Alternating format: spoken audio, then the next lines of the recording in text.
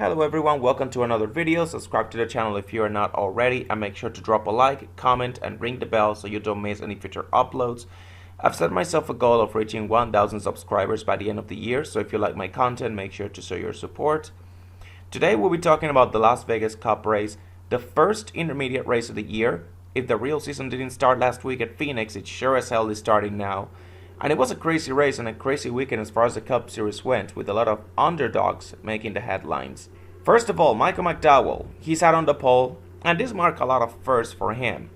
This was not his first career pole, as he had won a bunch last year, but this was his first on an intermediate, and also the first pole for Spire Motorsports as an organization, as well as his first with Chevrolet.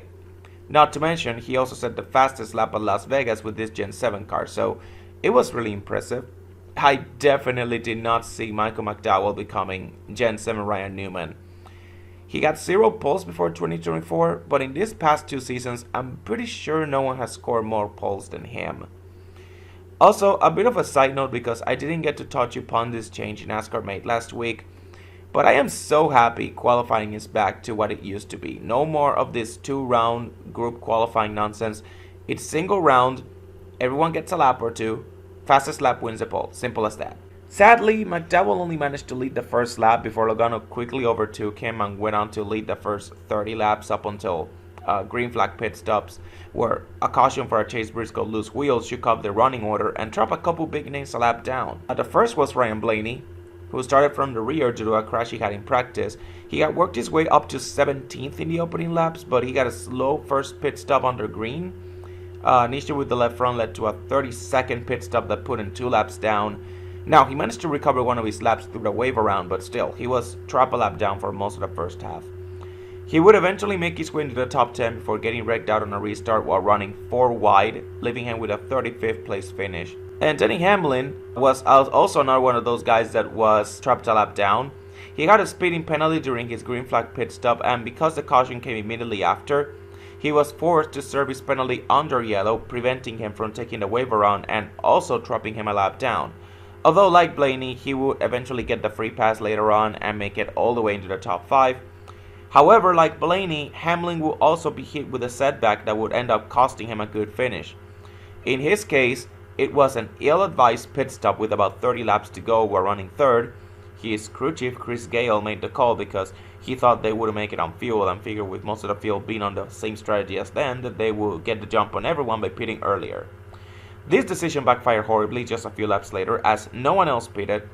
Actually, the only other guy to join him down pit road was Tyler Reddick, so yeah, it was not a good day for Toyota overall. And once the race restarted, his car just did not fire up. I'm talking about after he got the penalty.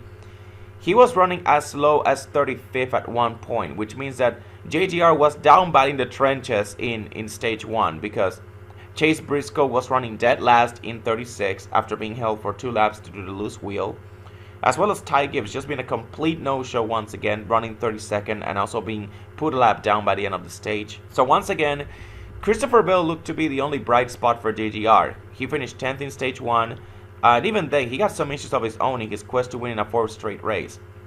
First of all, he started from the rear due to his 20 team being one of the 3 Toyotas who decided to replace the throttle.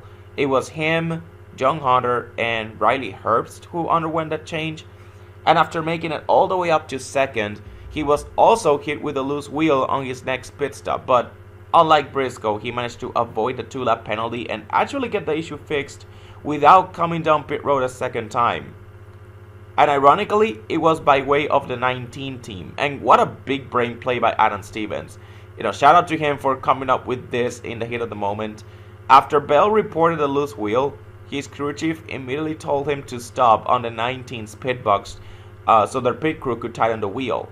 Now, this was possible because the 19's pit box was further down pit road than the 20 teams was. But still, heads up play by Adam Stevens. 3,000 IQ move right there. I had never seen that before.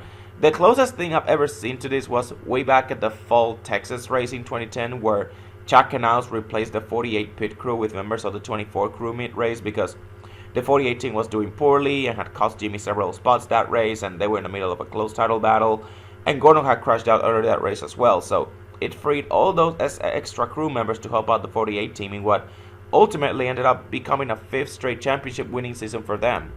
Now, it's still a penalty for pitting outside your designated box, but at least it kept Christopher Bell on the lead lap instead of 2 laps down or worse.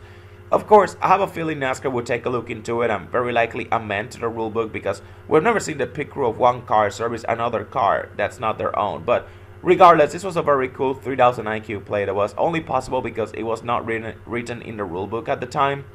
Although if you ask me, I really hope NASCAR doesn't change the rulebook and keeps this rule as is, since it would open the door to some more heads-up plays like this from other teams.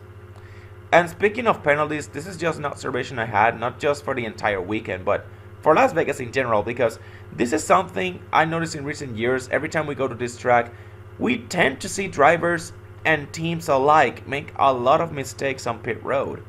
Usually, I would just leave it at the speeding penalties, and trust me, we had a lot of those, but this time it was also the loose wheels that caught my attention. I already mentioned Briscoe and Bell and the issues that they had, but Kyle Busch also had a loose wheel of his own. And this one was even worse because it happened on the track. It was on a restart. He ended up hitting the wall and it sent him to the garage. So on top of the 2-lap penalty and whatever suspension that comes with it, he also lost however many laps he spent on the garage repairing the damage. And to add salt to the wound, he had not 1 but 2 speeding penalties as well on that day. So after 3 straight races of finishing in the top 10, this was a hard reality check for the number 18. But yeah, all these penalties and cautions led to a walkie race full of different strategies as well as comers and goers.